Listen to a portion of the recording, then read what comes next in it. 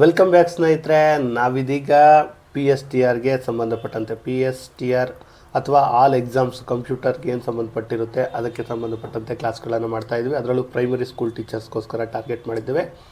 ಇದು ಸ್ನೇಹಿತರೆ 6ನೇ ತರಗತಿ ಆಗಿರುವಂಥದ್ದು. ಅಂದರೆ ಈವರೆಗೂ 5 ತರಗತಿಗಳನ್ನು ಕಂಪ್ಲೀಟ್ ಮಾಡಿದ್ದೇವೆ. ನಿಮ್ಮೆಲ್ಲರಿಗೂ ಗೊತ್ತಿರುವಂತೆ ಕಂಪ್ಯೂಟರ್ನ ಇತಿಹಾಸವನ್ನು ನೋಡಿದ್ದೇವೆ. ಇತಿಹಾಸ, ತಲೆಮಾರು, ತಂತ್ರಜ್ಞಾನ, ಪ್ರೈಮರಿ ಮೆಮೊರಿ, ಸೆಕೆಂಡರಿ ಮೆಮೊರಿಗಳನ್ನು ನೋಡಿದ್ದೇವೆ. ಇದೀಗ ಅದರ ಮುಂದುವರಿದ ಭಾಗವಾಗಿ ಕಂಪ್ಯೂಟರ್ನಲ್ಲಿರುವಂತಹ ಹಾರ್ಡ್ವೇರ್ ಮತ್ತು ಸಾಫ್ಟ್ವೇರ್ಗಳು ತುಂಬ ಇಂಪಾರ್ಟೆಂಟು ಟಾಪಿಕ್ ಆಗಿರುವಂಥದ್ದು. ಸೊ ಇವತ್ತು ನಾವು ಹಾರ್ಡ್ವೇರ್ ಮತ್ತು ಸಾಫ್ಟ್ವೇರ್ ಬಗ್ಗೆ ನೋಡೋಣ.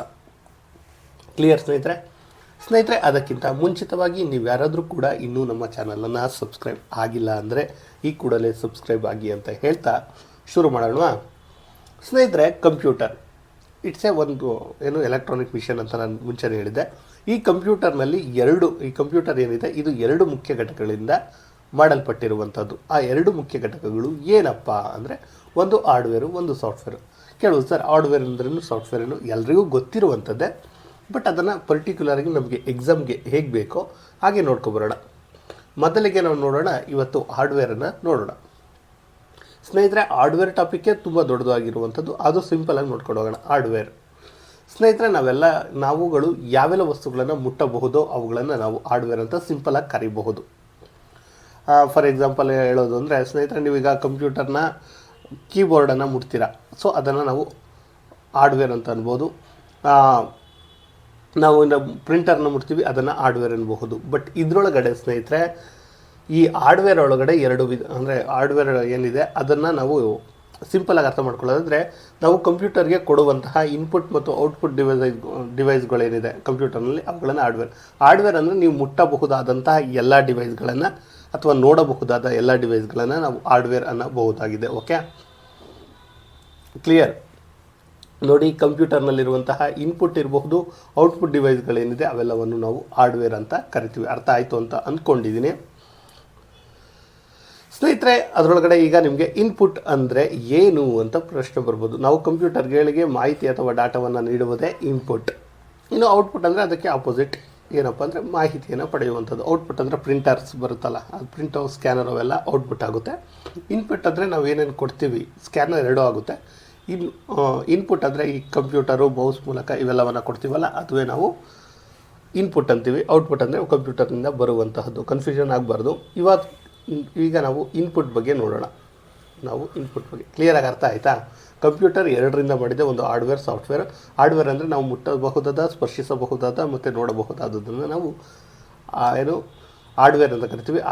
ಹಾರ್ಡ್ವೇರಲ್ಲಿ ನಿಮಗೆ ಗೊತ್ತಿರಲಿ ಬರುವಂಥದ್ದು ಇನ್ಪುಟ್ಟು, ಔಟ್ಪುಟ್ಟು ಎನ್ನುವಂಥದ್ದು. ಇವಾಗ ನಾವು ಇನ್ಪುಟ್ಟನ್ನು ನೋಡ್ತಾ ಇದ್ದೀವಿ. ಇನ್ಪುಟ್ಗೆ ಫಾರ್ ಎಕ್ಸಾಂಪಲ್ ಆಗಿ ನೋಡ್ಕೊಳ್ಳೋದಾದರೆ ಕೀಬೋರ್ಡ್ ಏನಿದೆ ಇದು ಇನ್ಪುಟ್. ಇದು ಹಾರ್ಡ್ವೇರ್ಗೆ ನಾವು ನೋಡೋದಾದರೆ ಹಾರ್ಡ್ವೇರಲ್ಲಿ ಮತ್ತು ಇನ್ಪುಟ್ಟು, ಔಟ್ಪುಟ್ಟು. ನಾವು ಇನ್ಪುಟ್ಟನ್ನು ನೋಡ್ತಾ ಇದ್ದೀವಿ. Keyboard, mouse, touch screen, microphone, scanner, web cam, joystick, track ball ಇವೆಲ್ಲವೂ ಕೂಡ ಇನ್ಪುಟ್ ಆಗಿರುವಂಥದ್ದು. ಅವುಗಳನ್ನು ಒಂದೊಂದಾಗಿ ನೋಡೋಣ. ಇನ್ನೂ ಇದೆ, ಅವುಗಳನ್ನು ಕೂಡ ನೋಡೋಣ. ಇವತ್ತಿಗೆ ನಾವು ಮೊದಲಿಗೆ ಕೀಬೋರ್ಡ್ ಬಗ್ಗೆ ನೋಡೋಣ. ಕೀಬೋರ್ಡ್ ಬಗ್ಗೆ ಪ್ರಶ್ನೆಗಳು ಜಾಸ್ತಿ ಬರುವಂಥದ್ದು. ಸ್ನೇಹಿತರೆ, ಈ ಕೀಬೋರ್ಡನ್ನು ಕಂಡುಹಿಡಿದಿದ್ದು ಯಾರಪ್ಪ ಅಂದರೆ ಕ್ರಿಸ್ಟೋಫರ್ ಎನ್ನುವಂಥವರು ಕೀಬೋರ್ಡನ್ನು ಕಂಡುಹಿಡಿತಾರೆ. ಇದು ತುಂಬ ಇಂಪಾರ್ಟೆಂಟ್ ಕ್ವಶನ್, ರಿಪೀಟ್ ಆಗಿರುವಂಥದ್ದು. ಇನ್ನು ನಾವು ಈ ಕೀಬೋರ್ಡಿಂದ ಏನೆಲ್ಲ ಕೊಡಬಹುದು ಅಂದರೆ ಕಂಪ್ಯೂಟರ್ಗೆ ಅಕ್ಷರಗಳನ್ನು ಟೈಪ್ ಮಾಡ್ಬೋದು, ಸಂಖ್ಯೆಗಳನ್ನು ಟೈಪ್ ಮಾಡ್ಬೋದು, ಚಿಹ್ನೆಗಳನ್ನು ಕೂಡ, ಅಂದರೆ ಆರೋ ಮಾರ್ಕ್ಸ್ಗಳಿರುತ್ತಲ್ಲ ಅದನ್ನು ನೋಡ್ಬೋದು. ನೋಡಿ, ಇಲ್ಲಿ ನಾನು ನಿಮಗೆ ಕಂಪ್ಯೂಟರ್ ಕೊಟ್ಟಿದ್ದೀನಿ ಸ್ನೇಹಿತರೆ. ಕಂಪ್ಯೂಟರನ್ನು 4 ವಿಧಗಳಾಗಿ ವಿಂಗಡಿಸಬಹುದು. ಫಾರ್ ಎಕ್ಸಾಂಪಲ್ ನೋಡೋಣ ಕ್ಲೀನಾಗಿ. ಇಲ್ಲಿದೆಯಲ್ಲ, ಈ ಬಾಕ್ಸ್ ಇದೆಯಲ್ಲ, ನಿಮ್ಗೆ ಅರ್ಥ ಆಗಲಿ. ಈ ಬಾಕ್ಸ್ ಏನಿದೆ ಈ ಬಾಕ್ಸಲ್ಲಿ ಈ ಪಾರ್ಟ್ ಏನಿದೆ ಇದನ್ನು ನಾವು ಫಂಕ್ಷನ್ಸ್ ಕೀ ಅಂತ ಕರಿತೀವಿ. ಫಂಕ್ಷನ್ಸ್ ಕೀ ಅಂತ ಕರಿತೀವಿ. ಇದನ್ನೇನಿದೆ ಆಲ್ಫಾ ನ್ಯೂಮೆರಿಕ್ ಕೀ ಅಂತ ಕರಿತೀವಿ. ಇದನ್ನು ಫಂಕ್ಷನ್ಸ್ ಕೀ ಅಂತ ಕರಿತೀವಿ. ಇದನ್ನು ಆಲ್ಫಾ ನ್ಯೂಮೆರಿಕ್ ಕೀ ಅಂತ ಕರಿತೀವಿ. ಇದನ್ನು ಸ್ಪೆಷಲ್ ಕೀ ಅಂತ ಕರಿತೀವಿ. ಇದನ್ನು ಸ್ಪೆಷಲ್ ಕೀ ಅಂತ ಕರೆದ್ರೆ, ಇನ್ನು ಉಳಿದಂಥದ್ದನ್ನ ನಂಬರಿಕ್ ಕೀ ಅಂತ ಕರಿತೀವಿ. ಯಾಕಂದರೆ ಇಲ್ಲಿ ನಂಬರ್ ಇದೆ, ಇಲ್ಲಿ ನಂಬರು ಸಂಖ್ಯೆ 2 ಇದೆ. ಇದು ಸ್ಪೆಷಲ್ ಕೀ ಆದರೆ ಫಂಕ್ಷನ್ಸ್ ಕೀ ಆಗುತ್ತೆ. ಇದು ಸ್ಪೆಷಲ್ ಕೀ ಆಗಿರುವಂಥದ್ದು. ಓಕೆ, ಕ್ಲಿಯರಾಗಿ ನೋಡೋಣ. ಇಲ್ಲಿದೆ ನೋಡಿ, ಫಂಕ್ಷನ್ಸ್ ಕೀ ನಾನೇನು ಟಾಪಲ್ಲಿ ತೋರಿಸ್ತೆ ಅದನ್ನು ಫಂಕ್ಷನ್ಸ್ ಕೀ ಅಂತೀವಿ. ಒಟ್ಟು 12 ಇರುವಂಥದ್ದು ನೋಡಿ. F1 ಇಂದ F12 ಇರುವಂಥದ್ದು ಫಂಕ್ಷನ್ಸ್ ಕೀ ಅಂತ ಕರಿತೀವಿ. ನ್ಯೂಮರಿಕ್ ಕೀ ಅಂತ ಹೇಳಿದರೆ ನಾನು ಈ ಕೆಳಗಡೆ ತೋರಿಸಿನಲ್ಲ ಇದು. ಇನ್ನು ಸ್ಪೆಷಲ್ಸ್ ಕೀ ಅಂದರೆ ನಾನು ಇಲ್ಲಿ ತೋರಿಸಿನಲ್ಲ ಇದು. ಇನ್ನು ಏನು ತೋರಿಸ್ತೀನಿ ನಂಬರಿಕ್ ಕೀ ಅಂತ ತೋರಿಸಿನಲ್ಲ. ಇವೆಷ್ಟಪ್ಪ ಇದೆ ಅಂದರೆ 17 ಇದೆ. ಕೌಂಟ್ ಮಾಡಿ 17 ಇರುವಂಥದ್ದು. ಸರಿ, ಕ್ಲಿಯರ್, ಅರ್ಥ ಆಗಿದೆ ಅಂದ್ಕೊಂಡಿದ್ದೀನಿ. ಇನ್ನು ಕಂಪ್ಯೂಟರ್ನಲ್ಲಿ ಇನ್ನೊಂದು ವಿಶೇಷ ಏನಂದರೆ ಟೋಂಗಲ್ ಕೀ ಅಂತ ಕ್ವಶನ್ಸ್ ಕೇಳ್ತಾರೆ. ಎಷ್ಟಿದೆ ಟೋಂಗಲ್ ಕೀ ಕಂಪ್ಯೂಟರ್ನಲ್ಲಿ ಕೀಬೋರ್ಡ್ನಲ್ಲಿ ಅಂದರೆ 2 ಅಂತ ಆನ್ಸರನ್ನು ಮಾಡಬೇಕಾಗುತ್ತೆ. ಟೋಂಗಲ್ ಕೀ ಅಂದರೆ 2.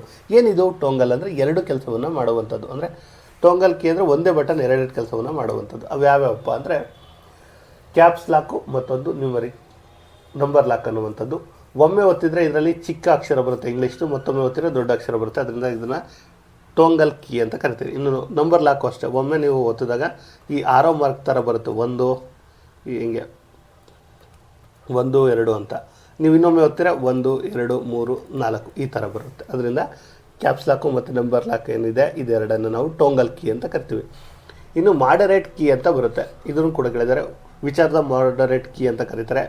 ಕಂಟ್ರೋಲು ಆಲ್ಟು ಶಿಫ್ಟು ಅಂದರೆ ನಿಮಗೆ ಇಷ್ಟು ಆಲ್ಮೋಸ್ಟ್ ಕೇಳೋದಷ್ಟೇ. ಇವನ್ನ ಆಪ್ಷನ್ನ ಕೊಟ್ಬಿಟ್ಟು ಕಂಟ್ರೋಲು ಆಲ್ಟು ಶಿಫ್ಟು ಅಂದರೆ ಕೊಟ್ಟು ಕಂಟ್ರೋಲು ಆಲ್ಟು ವಿಂಡೋಸ್ ಕೊಟ್ಟು ಕೇಳ್ತಾರೆ. ಮಾಡರೇಟ್ ಕೀಗಳು ಯಾವುವು ಅಂದರೆ ಕಂಟ್ರೋಲ್ ಆಲ್ಟ್ ಶಿಫ್ಟ್ ಅನ್ನುವಂಥದ್ದು ನಿಮಗೆ ಗೊತ್ತಿರಲಿ. ಇನ್ನು ಕೀಬೋರ್ಡ್ನಲ್ಲಿ ಒಟ್ಟು ಎಷ್ಟು ಬಟನ್ಗಳಿರುತ್ತೆ ಅಂದರೆ ಸ್ಟ್ಯಾಂಡರ್ಡಾಗಿ ನೋಡೋದಾದರೆ ಬೇರೆ ಬೇರೆ ಇರುತ್ತೆ. ಸ್ಟ್ಯಾಂಡರ್ಡ್ ಆಗಿದ್ರೆ 101ರಿಂದ 108 ಬಟನ್ಗಳು ಇರುವಂಥದ್ದು. ಲ್ಯಾಪ್ಟಾಪ್ನಲ್ಲಿ 86 ಇರುವಂಥದ್ದು. ನೆನಪಲ್ಲಿ ಇರಲಿ. ಇನ್ನು ಸ್ನೇಹಿತರೆ ಫಂಕ್ಷನ್ಸ್ ಕೀಗಳ ಬಗ್ಗೆ ನೋಡೋಣ. ಅವು ಏನೇನೆಲ್ಲ ಮಾಡ್ತವೆ ಅಂತ. ಸಿಂಪಲ್ಲಾಗಿ ಇದನ್ನು ಹೇಳೋದಕ್ಕೂ ಮುಂಚೆ ನನಗೊಂದು ಸಿಂಪಲ್ ಒಂದಂಥ ಕತೆ ಮೂಲಕ ಹೇಳಿದ್ರೆ ನಿಮ್ಮ ತಲೆಯಲ್ಲಿ ಉಳಿಬೋದು ಅಂತ ಹೇಳ್ತೀನಿ. ನಾನು ನೋಡಿದಂಗೆ ಸ್ನೇಹಿತರೆ, ಒಬ್ಬ ವ್ಯಕ್ತಿ ಇರ್ತಾನೆ. ಫಾರ್ ಎಕ್ಸಾಂಪಲ್ ನಾನೇ ಅಂದ್ಕೊಳ್ಳಿ, ನಾನೆಲ್ಲೋ ಒಂದು ಜಾಗಕ್ಕೆ ಹೊರಟೋಗ್ಬಿಡ್ತೀನಿ, ಕಾಡಿಗೆ ಹೋಗಿರ್ತೀನಿ. ಅಲ್ಲಿ ನಾನು ಫಸ್ಟು ಕೇಳುವಂಥದ್ದು ಎಲ್ಪನ್ನು ಕೇಳ್ತೀನಿ ಮೊದಲಿಗೆ. ಆಮೇಲೆ ನನಗೆ ಏನಾಗುತ್ತೆ ಅಂದರೆ ಎಲ್ಪ್ ಕೇಳ್ತೀನಿ. ಅಲ್ಲಿನ ಎಲ್ಲ ನೋಡಿಬಿಟ್ಟು ನನ್ನ ನೇಮನ್ನು ನಾನು ಬದಲಾಯಿಸ್ಕೊಳ್ತೀನಿ. ಆಮೇಲೆ ನನ್ನನ್ನು ನಾನೇ ಹುಡ್ಕೋ ಹೋಗ್ತೀನಿ. ಅಂದರೆ ನಾನು ಹೊರ್ಗಡೆ ಹೋಗ್ಬೇಕು, ಏನು ಮಾಡೋದು ಅಂತ ನನ್ನ ಪ್ಲೇಸನ್ನು ಹುಡುಕ್ಬೇಕಾಗುತ್ತೆ. ಸೊ ಹುಡುಕ್ತಾ ಹೋಗ್ತೀನಿ. ಆಮೇಲೆ ನೈಟ್ ಆಗುತ್ತೆ, ನಾನು ಮಲಗಿಬಿಡ್ತೀನಿ. ನಂತರ ನೆಕ್ಸ್ಟ್ ಡೇ ಎದ್ದಾಳ್ತೀನಿ, ರಿಫ್ರೆಶ್ ಆಗ್ತೀನಿ. ಆಮೇಲೆ ಅಡ್ರೆಸ್ಸನ್ನು ಹುಡುಕ್ತೀನಿ. ನನ್ನ ಅಡ್ರೆಸ್ ಸಿಗಲಿಲ್ವಲ್ಲ ಅಂತ. ಅದಾದಮೇಲೆ ಅಡ್ರೆಸ್ಸಲ್ಲಿ ಏನಾದರೂ ಸ್ಪೆಲ್ಲಿಂಗ್ ರಾಂಗ್ ಇದೆಯಾ ಅಂತ ನೋಡ್ತೀನಿ. ಆಮೇಲೆ ಮತ್ತೆ ನೈಟ್ ಆಗುತ್ತೆ, ಮಲಿಕೊಳ್ತೀನಿ. ಮತ್ತೆ ರೀಬೋಟ್ ಆಗ್ತೀನಿ. ಆಮೇಲೆ ಎದ್ದು ನೋಡ್ತೀನಿ, ಯಾರೂ ಕಾಣಿಸಲ್ಲ. ನನಗೊಂಥರ ಡಲ್ ಆಗುತ್ತೆ ನನ್ನ ಫೇಸು. ಆಮೇಲೆ ಯಾರೋ ಒಬ್ಬ ಕಾಣಿಸ್ತಾನೆ. ಸೊ ಅವಾಗ ನನ್ನ ಬ್ರೈಟ್ನೆಸ್ ಐ ಆಗುತ್ತೆ. ಆಮೇಲೆ ಅವನ ಮುಖವನ್ನು ನೋಡಿ ನಾನು ನಗ್ತೀನಿ. ಫುಲ್ ಸ್ಕ್ರೀನ್ ಥರ ನನ್ನ ಹಲ್ಲುಗಳು ಹೊಳಿತವೆ. ಆಮೇಲೆ ವಾವ್ ಅಂಥೇಳಿ ನನಗೆಲ್ಲ ಅಡ್ರೆಸ್ ಸಿಕ್ತು ಅಂತ ನಾನು ಸೇವ್ ಆದೆ ಅಂದ್ಕೊಳ್ತೀನಿ. ಈ ಕತೆ ಅರ್ಥ ಆಗಿದೆ ಅಂದ್ಕೊಳ್ತೀನಿ. ಅದೇ ರೀತಿ ಬರೋಣ ನೋಡಿ. ಮೊದಲಿಗೆ ನಾನು ಏನು ಮಾಡ್ತೀನಿ, F1 ಏನು ಮಾಡ್ತೀನಿ, ಎಲ್ಪನ್ನು ಕೇಳ್ತೀನಿ. ಸೆಕೆಂಡ್ ಒನ್ನು ನಾನು ನೇಮನ್ನು ಬದಲಾಯಿಸ್ಕೊಳ್ತೀನಿ. ಆಮೇಲೆ F3 ಏನಾಗುತ್ತೆ, ನನ್ನನ್ನು ನಾನು ಹುಡುಕ್ತೀನಿ ನನ್ನ ಅಡ್ರೆಸ್ ಬೇಕು ಅನ್ನುವಂಥದ್ದು, ಅಥವಾ ನನ್ನನ್ನು ನಾನು ಹುಡುಕೊಳ್ತೀನಿ. ಆಮೇಲೆ ನೈಟ್ ಆಗುತ್ತೆ, F4 ಮಲಗಿಬಿಡ್ತೀನಿ, ಪ್ರೋಗ್ರಾಮ್ ಕ್ಲೋಸ್ ಆಗುತ್ತೆ. ನೆಕ್ಸ್ಟ್ ಡೇ ಎದ್ದಾಡ್ತೀನಿ, F5 ರಿಫ್ರೆಶ್ ಆಗುತ್ತೆ. ಇದು 1 ದಿನಕ್ಕೆ ಲೆಕ್ಕ ಹಾಕೊಳ್ಳಿ, ಇದು 2 ದಿನ, ಇದು 3 ದಿನ ಅಂದ್ಕೊಳ್ಳಿ. F6 ಏನಾಗುತ್ತೆ, ಅಡ್ರೆಸ್ಸನ್ನು ಹುಡುಕ್ತೀನಿ. F7ನಲ್ಲಿ ಸ್ಪೆಲ್ ಚೆಕ್ ಆಗುವಂಥದ್ದು. F8 ಏನಿದೆ ಅಲ್ಲಿ ರಿವೋಟ್ ಆಗ್ತೀನಿ. ನೆಕ್ಸ್ಟು ಇನ್ನು F9 ಬಂದರೆ ಬ್ರೈಟ್ನೆಸ್ ಡೌನ್ ಆಗುತ್ತೆ. F10 ಬಂದರೆ ಬ್ರೈಟ್ನೆಸ್ ಹೈ ಆಗುತ್ತೆ. F11 ಅಂದರೆ ಫುಲ್ ಸ್ಕ್ರೀನು. F12 ಅಂದರೆ ಸೇವ್. ಇದು ನಿಮಗೆ ಒಂದು ಕತೆ ಮೂಲಕ ಹೇಳಿದ್ದೀನಿ. ನೀವು ಹಿಂಗೆ ಇಟ್ಕೋಬೇಕು ಅಂತಲ್ಲ, ನಿಮಗೆ ಹೇಗೆ ಬೇಕೋ ಹಾಗೆ ಇಟ್ಕೊಳ್ಳಿ. ನಾನು ನಿಮಗೆ ಒಂದು ಸ್ವಲ್ಪ ಎಲ್ಪ್ ಆಗಲಿ ಅನ್ನುವಂಥದ್ದು. F1 help, F2 rename, F3 search, F4 program close, F5 refresh, F6 address, F7 spelling, F8 reboot, F9 brightness down, F10 brightness ಐ, F11 full screen, F12 save ಎನ್ನುವಂಥದ್ದು. ಇನ್ನು ಹೆಚ್ಚಿನ ಮಾಹಿತಿಯನ್ನು ನೋಡೋದಾದರೆ F9 ಡಾಕ್ಯುಮೆಂಟ್ ವರ್ಡ್ ರಿಫ್ರೆಶ್ ಮಾಡಲು ಕೂಡ ಬಳಸ್ತಾರೆ ಅನ್ನುವಂಥದ್ದು ಗೊತ್ತಿರಲಿ. F10 ಮೆನು ಬಾರ್ ಆ್ಯಕ್ಟಿವ್ ಮಾಡೋಕ್ಕೆ ಕೂಡ ಬಳಸ್ತಾರೆ. ಇನ್ನು ಸ್ನೇಹಿತರೆ, ಕೊನೆಯದಾಗಿ ಇವತ್ತಿನ ಕ್ಲಾಸಲ್ಲಿ ಕಂಟ್ರೋಲ್ ಕೀ ಬಗ್ಗೆ ನೋಡೋಣ, ಹೇಗೆಲ್ಲ ಯೂಸ್ ಮಾಡ್ತೀವಿ ಅಂತ. ಇದು ನಿಮ್ಗೆಲ್ರಿಗೂ ಗೊತ್ತಿರುತ್ತೆ ಕಂಪ್ಯೂಟರ್ ಯೂಸ್ ಮಾಡೋರು, ಆದರೂ ಒಮ್ಮೆ ರೀಕಾಲ್ ಮಾಡ್ಕೊಂಡು ಹೋಗೋಣ. ಕಂಟ್ರೋಲ್ ಎ ಅಂದರೆ ಸೆಲೆಕ್ಟ್ ಆಲ್ ಎನ್ನುವಂಥದ್ದು. ಕಂಟ್ರೋಲ್ ಬಿ ಅಂದರೆ ಬೋರ್ಡ್ ಮಾಡೋದಕ್ಕೆ. ಕಂಟ್ರೋಲ್ ಸಿ ಬಂದು ಕಾಪಿಗೆ. ಕಂಟ್ರೋಲ್ ಡಿ ಬಂದು ಫಾಂಟ್ ಇದು ಮಾಡೋದಕ್ಕೆ. ಕಂಟ್ರೋಲ್ ಇ ಬಂದು ಸೆಂಟರ್ ಅಲೈನ್ ಟೆಕ್ಸ್ಟ್ಗೆ. Control F find. Control G go to.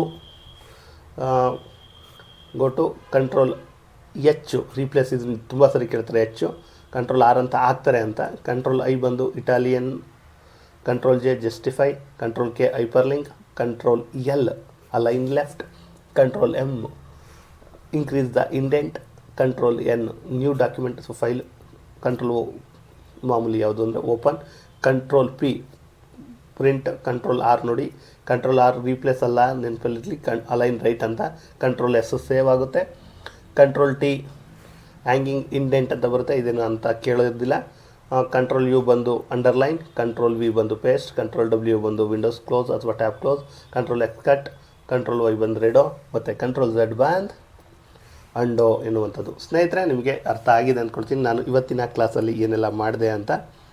ನಾವು ಹಾರ್ಡ್ವೇರ್ ಮತ್ತು ಸಾಫ್ಟ್ವೇರ್ ಬಗ್ಗೆ ನೋಡ್ತಾ ಇದ್ವಿ. ಅದರಲ್ಲಿ ನಾವು ಹಾರ್ಡ್ವೇರನ್ನು ತೆಗೆದುಕೊಂಡ್ರೆ ಅದರಲ್ಲಿ ಇನ್ಪುಟ್ಟು ಔಟ್ಪುಟ್ಟು ಅಂತ ಬರುತ್ತೆ. ಅವೆರಡವನ್ನು ಸೇರಿ ನಾವು ಹಾರ್ಡ್ವೇರ್ ಅಂತ ತೊಗೊಳ್ತೀವಿ. ಅದರಲ್ಲಿ ನಾವು ಇನ್ಪುಟ್ ಬಗ್ಗೆ ಇವತ್ತು ಸ್ಟಾರ್ಟ್ ಮಾಡಿದ್ದೇವೆ. ಅದರಲ್ಲಿ ಕೀಬೋರ್ಡ್ ಬಗ್ಗೆ ನಾವು ನೋಡಿದ್ವಿ. ಆ ಕೀಬೋರ್ಡಲ್ಲಿ ಏನು ಕೀಬೋರ್ಡ್ ಕಂಡಿಡಿದವರು ಕ್ರಿಸ್ಟೋಫರ್ ಅನ್ನುವಂಥದ್ದು, ಅಲ್ಲಿಂದ ನಾವು ಶುರು ಮಾಡಿದ್ದು. ಕೀಬೋರ್ಡ್ನಲ್ಲಿ 4 ವಿಧಗಳು ಬರ್ತವೆ, ನಿಮಗೆ ಗೊತ್ತಿದೆ. ಸ್ಪೆಷಲ್ ಕೀ, ಫಂಕ್ಷನ್ಸ್ ಕೀ, ಮತ್ತು ಆಲ್ಫಾನ್ಯೂಮರಿಕ್ ಕೀ, ನ್ಯೂಮರಿಕ್ ಕೀ ಅಂತ ಬರುತ್ತೆ. ಆಮೇಲೆ ಟೋಂಗಲ್ ಕೀಗಳ ಬಗ್ಗೆ ನೋಡಿದ್ವಿ, ಮಾಡರೇಟ್ ಕೀಗಳ ಬಗ್ಗೆ ನೋಡಿದ್ವಿ, ಸ್ಪೆಷಲ್ ಕೀಗಳ ಬಗ್ಗೆ ನೋಡಿದ್ವಿ. ಕ್ಲಿಯರ್ ಸ್ನೇಹಿತರೆ? ಹಾರ್ಡ್ವೇರ್ ಮತ್ತು ಸಾಫ್ಟ್ವೇರ್ನಲ್ಲಿ ನಾವು ಹಾರ್ಡ್ವೇರ್ ಬಗ್ಗೆ ನೋಡ್ತಾ ಇದ್ದೀವಿ. ಅದರಲ್ಲಿ ಇನ್ಪುಟ್ ಔಟ್ಪುಟ್ ಬರುತ್ತೆ. ಅದರಲ್ಲಿ ಇನ್ಪುಟ್ ಬಗ್ಗೆ ನಾವು ಇವತ್ತು ಕ್ಲಾಸನ್ನು ನೋಡಿದ್ದೀವಿ. ಈ ಕ್ಲಾಸ್ ನಿಮಗೆ ಅರ್ಥ ಆಗಿದೆ ಅಂತ ನಾನು ಭಾವಿಸ್ತಾ ಇದ್ದೀನಿ. ಅರ್ಥ ಆಗಿದ್ದರೆ ತಪ್ಪದೆ ಒಂದು ಕಾಮೆಂಟನ್ನು ಹಾಕಿ ನಿಮ್ಮ ಸ್ನೇಹಿತರಿಗೆ ಶೇರ್ ಮಾಡಿ. ಯಾರೆಲ್ಲ ಟೀಚರ್ ಹುದ್ದೆಗೋಸ್ಕರ ಓದ್ತಾ ಇದ್ದಾರೆ, ಅವ್ರಿಗೆ ಕಂಪ್ಯೂಟರ್ ಕ್ಲಾಸ್ ಕಷ್ಟ ಅನಿಸಿದೆ ಅಥವಾ ಕಂಪ್ಯೂಟರ್ ಕ್ಲಾಸ್ ಉಚಿತವಾಗಿ ಸಿಗ್ತಿಲ್ಲ ಅಂದರೆ ಈ ಚಾನಲನ್ನು ರೆಫರ್ ಮಾಡಿ ಅಂತ ಹೇಳ್ತಾ ಇವತ್ತಿನ ಈ ವಿಡಿಯೋನ ಇಲ್ಲಿಗೆ ಎಂಡ್ ಮಾಡ್ತೀನಿ. ಧನ್ಯವಾದಗಳು.